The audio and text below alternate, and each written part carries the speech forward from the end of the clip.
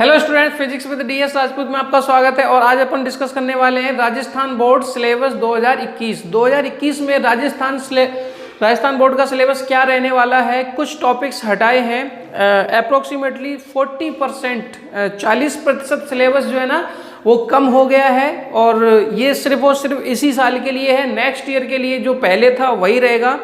इस साल जो टॉपिक्स हटाए गए हैं आपके सिलेबस से कोविड-19 को लेते हुए, तो आप लोगों की ज़्यादा अच्छी तैयारी नहीं हो पा रही है। इसीलिए राज्य सरकारों को भी चिंता है कि भाई आपकी बोर्ड एग्ज़ाम भी ना टले और सिलेबस भी ज़्यादा हाई अब अभी आप नहीं पढ़ सकते क्योंकि समय बहुत कम है। इसीलिए हर राज्य सरकार ने, जैसे यूपी में मैंने पहले बताया था कि 30% सिलेबस कम हुआ था, अभी कुछ और भी कम होने के चांसेस हैं। वैसे ही राजस्थान बोर्ड ने भी 40% सिलेबस कम किया है। तो हर चैप्टर से क्या क्या टॉपिक्स हटाए गए हैं आज अपन उस पर चर्चा करने वाले हैं, ठीक है ना। तो सबसे पहले बात करते हैं कि भाई एक के चैप्टर से कुछ भी नहीं हटाया है, या यूनिट वाइज हम देख लेंगे। अभी बताते हैं हम आपको कि सबसे पहले अपन बात करते हैं हटाए गए। ऐसे समझो कि हम आज जो चर्चा करने वाले हैं ना उसमें ये समझना कि जो जो टॉपिक हम आज आपको बताएंगे वो आपके सिलेबस से हटा दिए गए हैं, ठीक है ना। तो सबसे पहले एक के चैप्टर से कुछ भी नहीं हटाया है। दो के चैप्टर से क्या हटाया है समझो। दो का चैप्टर कौन सा था? गाउस का नियम एवं इसके अनुप्रयोग। गाउस का नियम एवं इसके अनुप्रयोग, ठीक है ना। ये सेकंड चैप्टर है। और इस सेकंड चैप्टर से क्या हटाया गया है? तो इस सेकंड चैप्टर से आपका हटाया गया है, एक ही टॉपिक हटाया है और उस टॉपिक का नाम है एक समान आवेशित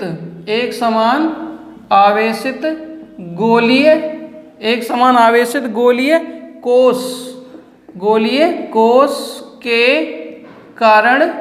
कोश के कारण विद्युत क्षेत्र की तीव्रता।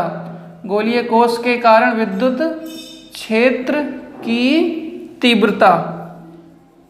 नहीं समझे? मतलब पहले चैप्टर से कुछ भी नहीं हटाया। दूसरे चैप्टर का नाम क्या था? दूसरे चैप्टर का नाम था गाउस का नियम एवं इसके अनुप्रयोग। इससे एक डेरिवेशन, ये बड़ा सा डेरिवेशन है, एक समान आवेशित गोलीय कोश के कारण विद्युत क्षेत्र की तीव्रता।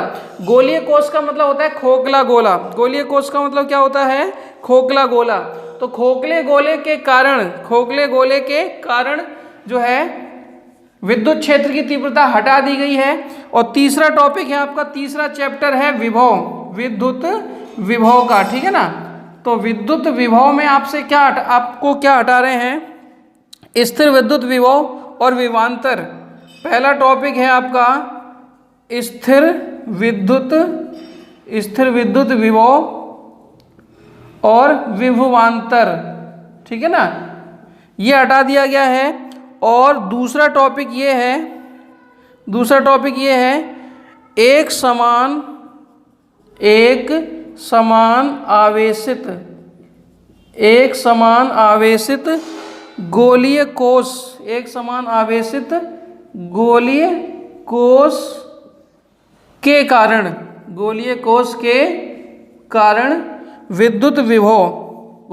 के कारण विद्युत विभव। ये नोट करते चलना आप, ठीक है ना। इसमें दो टॉपिक हटाए हैं, तीसरे चैप्टर में दो टॉपिक हटाए। कौन कौन से? स्थिर विद्युत विभव और विभवांतर, जो अपन पहले वीडियो में डिस्कस करे थे। और एक हटाया है एक समान आवेशित गोलीय कोश के कारण विद्युत विभव, यही वाला है। इसमें विद्युत क्षेत्र की तीव्रता पूछी थी और इसमें विद्युत विभव, और ये दोनों टॉपिक आपके हटा दिए गए हैं। फिर बात करते हैं 4 के चैप्टर से। 4 के चैप्टर का नाम क्या था आपका? विद्युत धारिता, समझिए ना, विद्युत धारिता। चौथा चैप्टर का नाम है विद्युत धारिता। और इससे भी एक डेरिवेशन हटाया गया है, बड़ा वाला। क्या है? समांतर प्लेट संधारित्र की धारिता जबकि विभिन्न मोटाई के भिन्न भिन्न परावैद्युत पदार्थ भरे हों। एक टॉपिक हटाया है इससे, समांतर प्लेट संधारित्र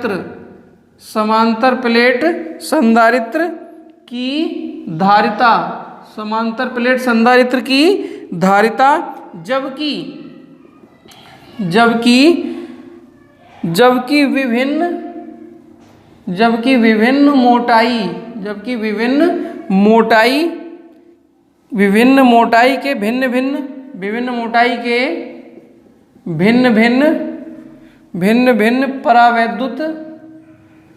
परावैद्युत पदार्थ भरे हों। एक चौथे चैप्टर में एक डेरिवेशन है, एक समांतर प्लेट संधारित्र है, उसमें T1 T2 T3 dot dot dot Tn मोटाई के कुछ परावैद्युत पदार्थ भरे थे और वही वाला डेरिवेशन आपका हटा दिया गया है, समझ गए ना। फिर इसके बाद है 5 का चैप्टर। 5 के चैप्टर का नाम क्या था? 5 के चैप्टर का नाम था विद्युत धारा। 5 के चैप्टर का नाम क्या था? विद्युत धारा, ठीक है ना। विद्युत धारा 5 का चैप्टर था और इस चैप्टर से क्या हटाया गया है इस पे अपन चर्चा करेंगे, तो आप साथ साथ नोट करते चलना, ठीक है ना। तो इससे क्या हटाया गया है? सबसे पहले तो विद्युत धारा ही हटा दी गई है। बहुत बढ़िया भाई, जो चैप्टर है वही चीज हटा दी, ठीक है ना। 1 नंबर में आपका है विद्युत धारा ही हटा दी गई है, जो चैप्टर का नाम है वही हटा दिया। और फिर दूसरे नंबर में है आपका ओम का नियम भी हटा दिया गया है। ओम का नियम ये आपका हटा दिया गया है। फिर आपसे कह रहे हैं विद्युत प्रतिरोध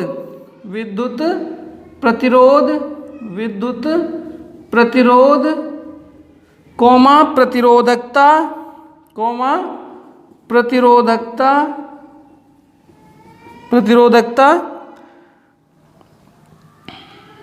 तथा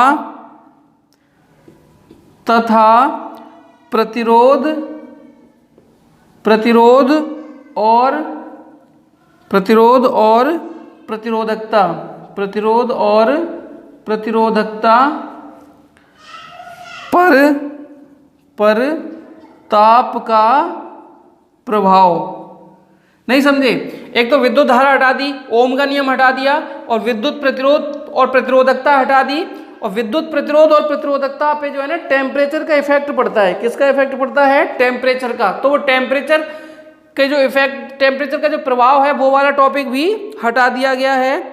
और आगे हटाया है कार्बन प्रतिरोध एवं वर्ण कोड। कार्बन प्रतिरोध एवं वर्ण कोड, ये एक टॉपिक होता है 1 नंबर का, यहाँ से क्वेश्चन बनता है न्यूमेरिकल का, लेकिन वो भी हटा दिया गया है, ठीक है ना। और प्रतिरोधों का श्रेणी एवं समांतर क्रम संयोजन, प्रतिरोधों का, भाई साहब कुछ भी नहीं छोड़ा इस चैप्टर में, तो प्रतिरोधों का श्रेणी एवं समांतर क्रम संयोजन, ठीक है ना। और विद्युत शक्ति भी हटा दी। आई थिंक विद्युत शक्ति भी, हाँ विद्युत शक्ति भी हटा दी है। लो फिर बचे ही क्या इस चैप्टर में, छोड़े ही क्या, चैप्टर ही हटा देते पूरा है। तो ये 5 चैप्टर की बात हो गई। इनमें आप देख लो क्या क्या हटाया गया है, इसको नोट कर लो जल्दी से। फिर अपन 6, 7, 8 सबकी बात करेंगे धीरे धीरे, ठीक है ना। अब अपन बात करते हैं आगे के चैप्टर्स और जो बचे हैं उनसे क्या हटाया गया है। तो 6वां चैप्टर का नाम है आपका विद्युत परिपथ, ठीक है ना। इस 6ठे चैप्टर से एक डेरिवेशन हटाया है और वो डेरिवेशन जो है ना विभवमापी के अनुप्रयोग से आता है। विभवमापी के अनुप्रयोग हैं 6 के चैप्टर में, और उसमें एक डेरिवेशन है अल्प प्रतिरोध का मापन। अल्प प्रतिरोध का मापन, अगर आप ये वीडियो देख रहे हैं तो बुक रख लें अपने पास। क्या रख लें?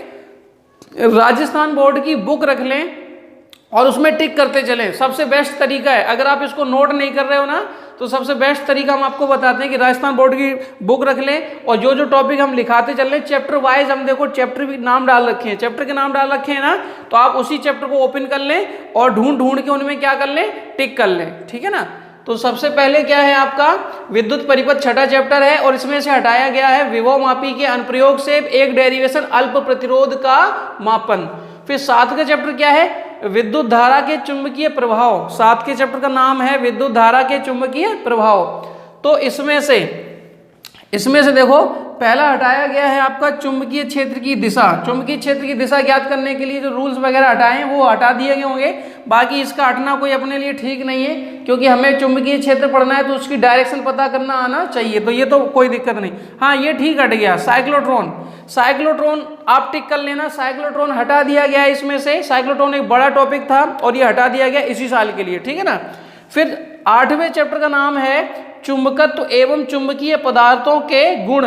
चुंबकत्व एवं चुंबकीय पदार्थों के गुण, ठीक है ना। तो इसमें से देखो क्या क्या हटाया गया है। इसमें से नंबर 1 में हटाया गया है प्राकृतिक चुंबक, कृत्रिम चुंबक। फिर हटाया गया चुंबकीय क्षेत्र रेखाएं। प्राकृतिक चुंबक हटा दिया गया, कृत्रिम चुंबक हटा दिया गया है, और फिर हटाया है चुंबकीय क्षेत्र रेखाएं। फिर चुंबकीय द्विध्रुव, चुंबकीय द्विध्रुव हटा दिया गया है, और द्विध्रुव आघूर्ण भी हटा दिया गया है, और चुंबकीय क्षेत्र की तीव्रता भी हटा दी गई है, और एक समान चुंबकीय क्षेत्र में दंड चुंबक पर बल आघूर्ण।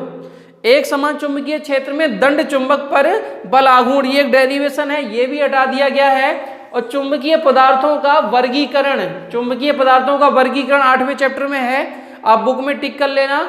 और विशिष्ट उपयोगों के लिए चुंबकीय पदार्थों का चयन, जो नहीं पदार्थ 3 प्रकार के इसमें बताए होंगे आपको, या बताते हैं अपन, या बताएंगे हम, अनुचुंबकीय, लौ चुंबकीय और प्रतिचुंबकीय, बस वो हटा दिए गए हैं इस साल के लिए।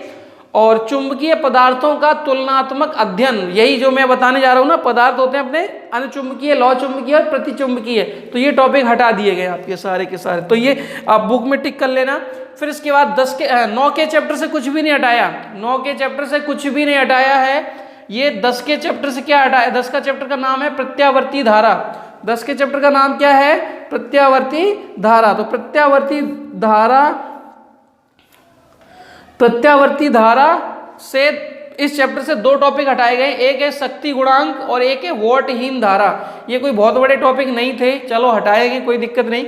प्रत्यावर्ती धारा से 2 टॉपिक हटाए गए, शक्ति गुणांक और वोल्टहीन धारा, ठीक है ना। हाँ, ये इसमें काफी चीजें हटा दी गई हैं। किरण प्रकाशिकी, 11 के चैप्टर का नाम है किरण प्रकाशिकी, ठीक है ना।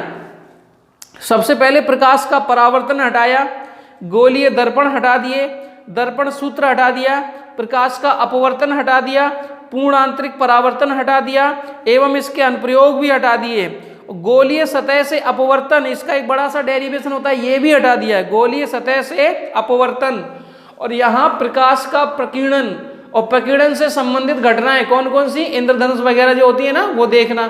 और मानव नेत्र हटा दिया गया है, और नेत्र दोष एवं इसके निवारण भी हटा दिए गए हैं। तो इस चैप्टर से तो काफी चीजें हटाई गई हैं, और ये चैप्टर बड़ा भी होता था, अब आपका जल्दी कंप्लीट हो जाएगा। फिर इसके बाद अपन बात करते हैं 12 के चैप्टर से क्या क्या हटाया गया है। 12 के चैप्टर से भी बहुत सारी चीजें हटाई गई हैं। तो 12 के चैप्टर का नाम है प्रकाश की प्रकृति। 12 के चैप्टर का नाम क्या है, प्रकाश की प्रकृति। तो प्रकाश की प्रकृति में क्या क्या हटाया गया है, अध्रुवित और ध्रुवित प्रकाश, देखना उसमें कहीं ना कहीं होगा 12 के चैप्टर में, ठीक है ना। ये हटा दिया गया है, ध्रुवण तल हटा दिया गया है, कंपन तल हटा दिया गया है, 2-2 लाइन की परिभाषाएं हैं। समतल ध्रुवित प्रकाश प्राप्त करने की विधियां, हाँ ये बड़ी सी चीज आ गई, समतल ध्रुवित प्रकाश प्राप्त करने की विधियां।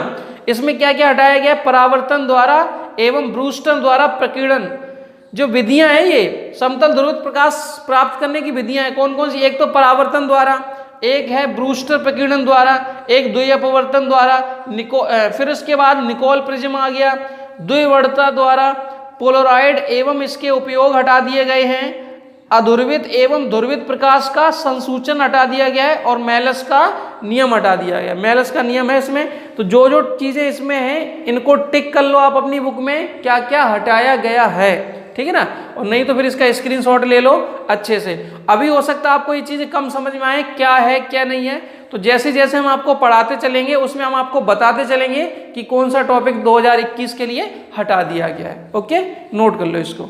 अब इसके बाद अपन आगे की चर्चा कर लेते हैं, आगे के चैप्टर्स में क्या क्या हटाया गया है। तो इसके लिए हम आपको बता देते हैं कि इसके बाद का जो टॉपिक है, चैप्टर है 13 का है प्रकाश विद्युत प्रभाव, ठीक है ना, तथा द्रव्य तरंगे। द्रव्य तरंगे मतलब मैटर वेव्स, जो डी ब्रोगली ने दी थी, ठीक है ना।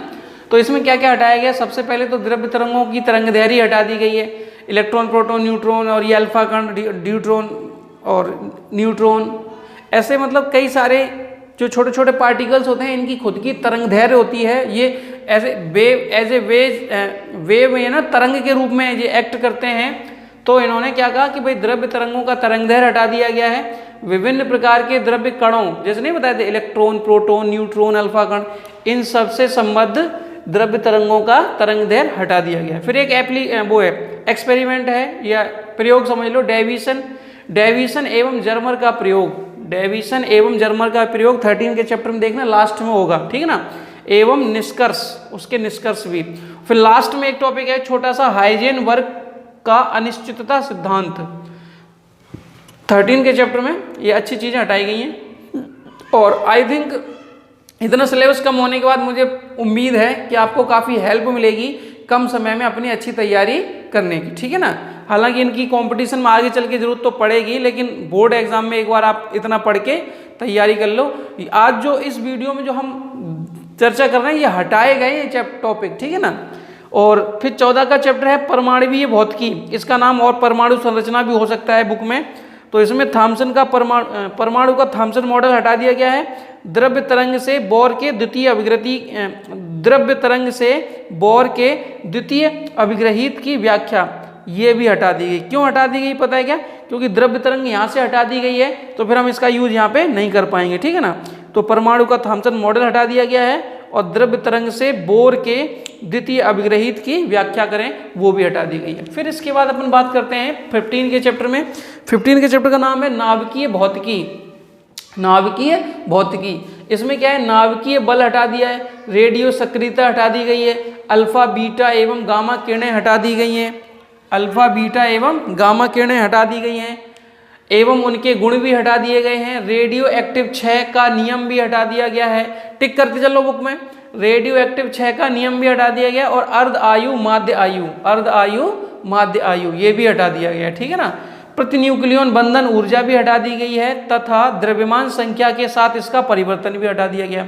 प्रतिन्यूक्लियन बंधन ऊर्जा अच्छा टॉपिक था, आप बुक में देखना, प्रतिन्यूक्लियन बंधन ऊर्जा एक ग्राफ दिया होगा, वो ग्राफ भी हटा दिया गया, देखो लिखा है ना, द्रव्यमान संख्या के साथ इसका परिवर्तन ये भी हटा दिया गया। फिर 16 का चैप्टर बचता आपका इलेक्ट्रॉनिकी। इलेक्ट्रॉनिकी में क्या क्या चीज़ें हटाई गई, इसमें ज़्यादा कुछ नहीं हटाया है। इसमें विशिष्ट प्रयोजन डायोड, मतलब डायोड की जो विशिष्ट चीज़ें अपन यूज करते हैं, जैसे जेनर डायोड है, फोटो डायोड है, प्रकाश उत्सर्जन डायोड है, इन सबको यहाँ से हटा दिया गया है। बहुत ज़्यादा बड़े टॉपिक नहीं थे, चलो जो भी हटा वो ठीक ही है। और फिर इसके बाद बचता है आपका 17 का चैप्टर विद्युत चुंबकीय तरंगे और संचार एवं समकालीन भौतिकी। ये लास्ट चैप्टर है आपकी राजस्थान बोर्ड की बुक में। और इसमें क्या क्या हटाया गया है, विस्थापन धारा हटाई गई है और नैनो तकनीकी एवं नैनो भौतिकी। नैनो तकनीकी समझते हैं ना, बहुत छोटे लेवल पे जो चीज़ें अपन पढ़ते हैं ना, छोटे लेवल पे, जैसे कि छोटी सी चिप है, छोटी सी सिम कार्ड है, छोटे छोटी चीज़ें नहीं होती हैं जो अपने दैनिक जीवन में मोबाइल वगैरह टीवी वगैरह में जो चीज़ें यूज होती हैं ना, मतलब 100 नैनोमीटर की रेंज में बहुत छोटे छोटे चीज़ें अपन यूज करते हैं, उनको नैनो तकनीकी बोलते हैं। तो नैनो तकनीकी एवं नैनो भौतिकी का अर्थ पता होना चाहिए, उद्गम पता होना चाहिए और मूल सिद्धांत एवं उसके उपयोग, ये सब हटा दिया गया। और नीचे लिखा प्रारंभिक जानकारी के हिसाब से, ठीक है ना। तो इतना आप याद रखना और बुक में टिक कर लेना। आई होप की चीज़ें क्लियर होंगी और जैसे जैसे मैं आपको सिलेबस कंप्लीट कराता चलूँगा वैसे वैसे उसमें मैं बताता भी चलूँगा कि ये टॉपिक आपके 2021 के लिए नहीं है। ओके, तो नोट कर लो इसको जल्दी से, ठीक है ना।